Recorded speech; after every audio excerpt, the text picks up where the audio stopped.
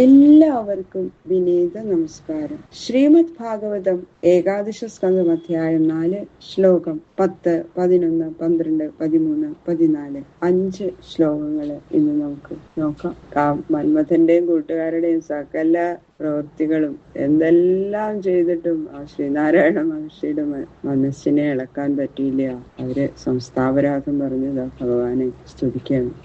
ഓം നമോ ഭഗവതേ വാസുദേവായ കൃഷ്ണായ വാസുദേവായ ഹരയേ പരമാത്മനെ പ്രണതക്ലേശനാശായ ഗോവിന്ദായ നമോ നമഃ. ഓം നമോ ഭഗവതേ വാസുദേവായ. ഓം നമോ ഭഗവതേ വാസുദേവായ.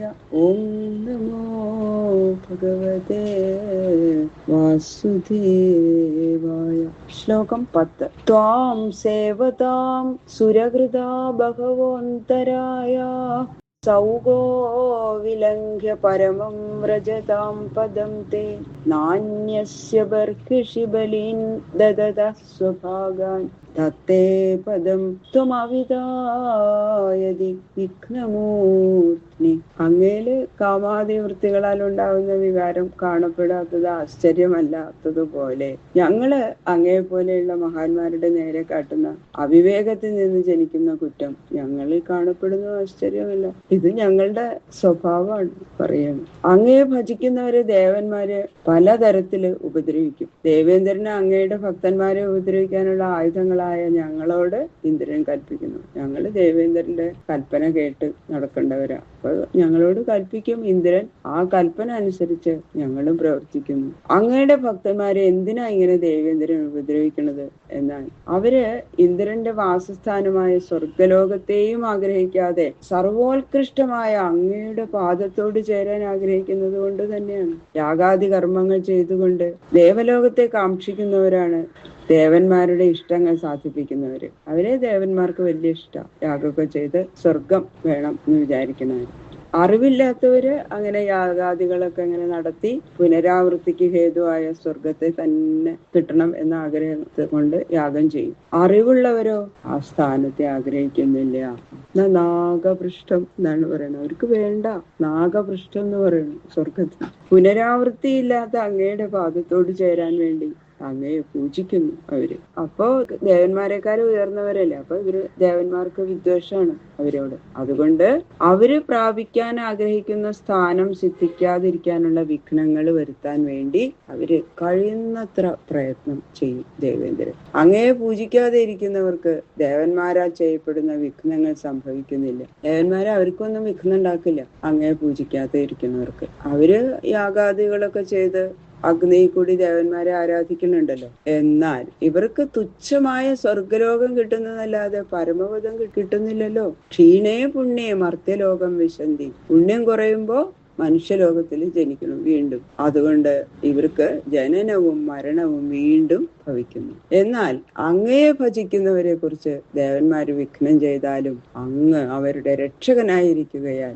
അവരെല്ലാവിധ വിഘ്നങ്ങളെയും ചവിട്ടി താഴ്ത്തി അങ്ങയുടെ പാദത്തോട് ചേരുന്നു. അതിനാൽ അങ്ങയെ ഭജിക്കുന്നവരെയും കൂടി ഉപദ്രവിക്കാൻ ശക്തരല്ലാത്ത ദേവന്മാർ ചെയ്യുന്ന വിഘ്നം അങ്ങയിൽ ഏൽക്കില്ല എന്ന് പ്രത്യേകിച്ച് പറയേണ്ട ആവശ്യമില്ലല്ലോ. മരങ്ങളുടെ വേരിലൊഴിക്കുന്ന വെള്ളം എല്ലാ ശാഖകളെയും തളിർപ്പിച്ചു രക്ഷിക്കുന്നത് പോലെ ആദിദേവനായ ഭഗവാനെ ഭജിക്കുന്നവരുടെ നേരെ സകല ദേവന്മാരും സന്തോഷിക്കും, ഉപദ്രവിക്കില്ല.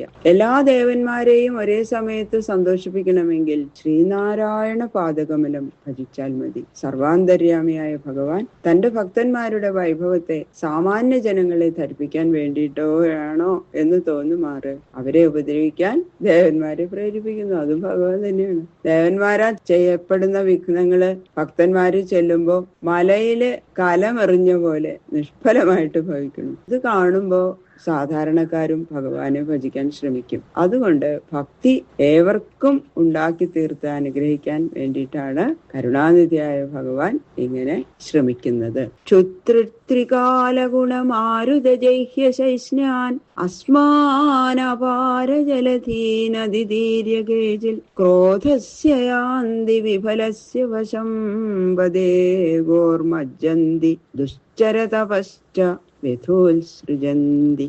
അങ്ങയിൽ ഭക്തിയില്ലാതെ കേവലം തപസ് മാത്രം ആചരിക്കുന്നവർക്ക് രണ്ടിലേതെങ്കിലും ഒരവസ്ഥ സിദ്ധിക്കും. ഒന്നുകിൽ ഞങ്ങളുടെ കീഴിൽ വരും, അല്ലെങ്കിൽ ക്രോധത്തിന് കീഴടങ്ങും. ഞങ്ങൾക്ക് അധീനരായാൽ പിന്നെ കാമാദി ഭോഗങ്ങളെങ്കിലും അനുഭവിക്കാം. ക്രോധത്തിന് കീഴടങ്ങിയാലോ അന്യരെ ശപിച്ച് തപശക്തി വ്യർത്ഥമാക്കി കളയും.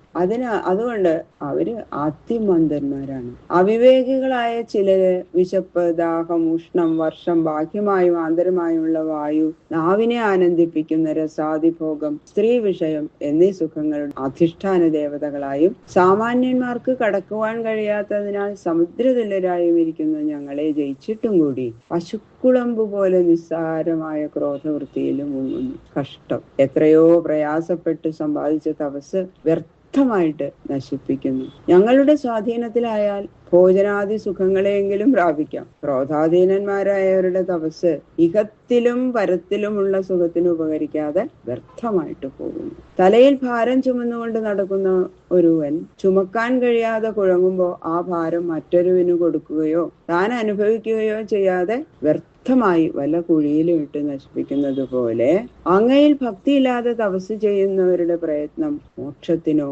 ഭോഗത്തിനോ ഉപകരിക്കാതെ പരദ്രോഹത്തിനായി ചെലവ് ചെയ്യുന്നു. വിഷയാശകളെ ജയിച്ചാലും ക്രോധാധീനന്മാരായവര് സമുദ്രത്തെ കടന്നിട്ടും പശുക്കുളമ്പ് തട്ടിയുണ്ടായ ചെറുകുഴിയിൽ വീണുഴലുന്നത് പോലെ ക്രോധാധീനരായി അന്യരെ ശപിച്ച് നശിക്കുന്നു എന്നാണ് പറഞ്ഞതിന്റെ അർത്ഥം. ഈ തുച്ഛപ്രവൃത്തി ചെയ്യാതെ അങ്ങ് അജ്ഞരായ ഞങ്ങളെ അനുഗ്രഹിച്ചതിൽ എന്താ ആശ്ചര്യം. ക്രോധം വന്ന് ശപിച്ചില്ലല്ലോ മഹർഷി. അതാണ് ഭഗവാൻ. ഇതി പ്രകൃണതാം തേഷാം സ്ത്രീയോ അത്യത്ഭുത ദർശനാ ദർശയാമാസ ശുശ്രൂഷാം സ്വർച്ചിതാ കുറുവതീർവിഭു. ഇങ്ങനെ സ്തുതിച്ചും കൊണ്ട് നിൽക്കുന്ന കാമദേവൻ മുതലായവർക്ക് യോഗബലത്താൽ സൃഷ്ടിക്കപ്പെട്ടവരും കാണുന്നവരുടെ ഹൃദയത്തെ അപഹരിക്കുന്ന അത്ഭുത സൗന്ദര്യമുള്ളവരും സർവാഭരണങ്ങളാൽ അലങ്കരിക്കപ്പെട്ട സർവ അവയവങ്ങളോട് കൂടിയവരും തന്നെ പരിചരിച്ചു കൊണ്ടിരിക്കുന്നവരുമായ സ്ത്രീകളെ സർവത്തിനും സമർത്ഥനായ ശ്രീനാരായണ മഹർഷി കാണിച്ചു കൊടുത്തു. ദേവലോകത്തുനിന്ന് ദേവേന്ദ്രൻ അയച്ച അതിസുന്ദരികളാണെന്ന് വിചാരിച്ച ആ സ്ത്രീകളെക്കാളൊക്കെ അതിസുന്ദരികളായിട്ടുള്ള കുറെ സ്ത്രീകളെ ശ്രീനാരായണ മഹർഷി അവർക്ക് കാണിച്ചു കൊടുത്തു. ഭഗവാനെ പരിചരിച്ചുകൊണ്ടിരിക്കുന്ന സ്ത്രീകള് അവരെ അങ്ങോട്ട് കണ്ടില്ലേ, ഇവരെ അത്ഭുതപ്പെട്ടു പോയി. തേ ദേവാനുചരാ ദൃഷ്ട്വാ സ്ത്രീയ ശ്രീരിവരൂപിണി ഗന്ധേന മുമുഹുസ്താസാം രൂപ ഔദാര്യഹതശ്രിയ. ദേവന്മാരുടെ കിങ്കരന്മാരായ ആ മന്മഥാദികള് മഹാലക്ഷ്മിയെ പോലെ സുന്ദരികളായ ആ സ്ത്രീകളെ കണ്ട ഉടനെ അവരങ്ങോട്ട് ലജ്ജ ചെയ്യുന്ന പറയണ. അവർക്ക് വളരെ എന്താ അവരുടെ സൗന്ദര്യം. അപ്പോ ഇവരങ്ങോട്ട് സൗന്ദര്യഹീനരായി പോയി എന്നാ പറയുന്നത്. അവരുടെ സൗന്ദര്യത്തിന്റെ മുമ്പില് സൂര്യന്റെ പ്രകാശത്താൽ ദീപപ്രഭ മങ്ങുന്നത് പോലെ ഈ സുന്ദരികളുടെ സൗന്ദര്യാതിശയത്താൽ അപ്സര സ്ത്രീകളുടെയും മന്മഥന്റെയും സൗന്ദര്യം തീരെ നിസ്സാരങ്ങളായി ഭവിക്കുകയും ചെയ്തു. അപ്സര സ്ത്രീകളൊക്കെ നാണിച്ചുപോയി ആ സുന്ദരികളെ കണ്ടിട്ട്. ആ സുന്ദരികളുടെ ദേഹത്തിൽ തട്ടി വരുന്ന വായുവിൽ താമരസ കിഞ്ചൽക്കത്തിന്റെ സൗരഭ്യമുള്ളതിനാൽ ഇവർ ആ ഗന്ധത്തെ അനുഭവിച്ചു മോഹിച്ചു. ഇങ്ങനൊരു സൗരഭ്യം അവര് അനുഭവിച്ചിട്ടില്ല. ദേവലോകത്തുനിന്ന് വരുന്ന അപ്സര സ്ത്രീകൾ അവരതിലും മോഹിച്ചു പോയിന്നാ പറഞ്ഞ. ആ സുന്ദരികളുടെ ദേഹത്തിൽ നിന്ന് തട്ടി വരുന്ന ആ സൗരഭ്യം ആസ്വദിച്ചിട്ട് താനാഹ ദേവദേവേശ പ്രണതാൻ പ്രഹസന്നിവ ആസാം ഏകതമാം വൃന്ധ്വം സവർണാം സ്വർഗഭൂഷണാം.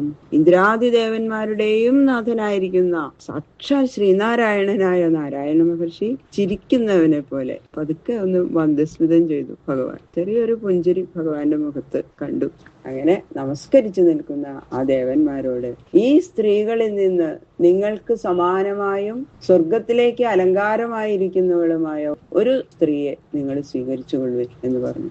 അവിടെ അനേകം സുന്ദരിമാര് നിൽക്കണില്ലേ, അതില് നിങ്ങൾക്ക് ഇഷ്ടപ്പെട്ട ഒരു സുന്ദരിയെ നിങ്ങൾ കൊണ്ടുപോയിക്കോളൂ ദേവലോകത്തേക്ക് എന്ന് പറഞ്ഞു. തങ്ങളെക്കാളും സുന്ദരന്മാരുമായിട്ട് ലോകത്തിൽ ആരുമില്ല എന്ന് വിചാരിച്ച് അങ്ങനെ അഹങ്കരിച്ചു നിൽക്കുന്ന ആ ദേവന്മാരോട് സ്വർഗത്തിന് അലങ്കാരമായ സൗന്ദര്യമുള്ള ഒരു സ്ത്രീയെ നിങ്ങൾ സ്വീകരിച്ചോളൂ എന്നാണ് ഭഗവാൻ പറഞ്ഞത്. അങ്ങനെ അതിസുന്ദരിയായിട്ടുള്ള ഒരു സ്ത്രീയെ അവർ കൊണ്ടുപോകുന്നു. പിന്നീട് ദേവലോകത്തിലെ ഏറ്റവും സുന്ദരിയായിട്ടുള്ള ഉർവശിയെ നരനാരായണ മഹർഷിയുടെ പരിചാരികയായിരുന്നു.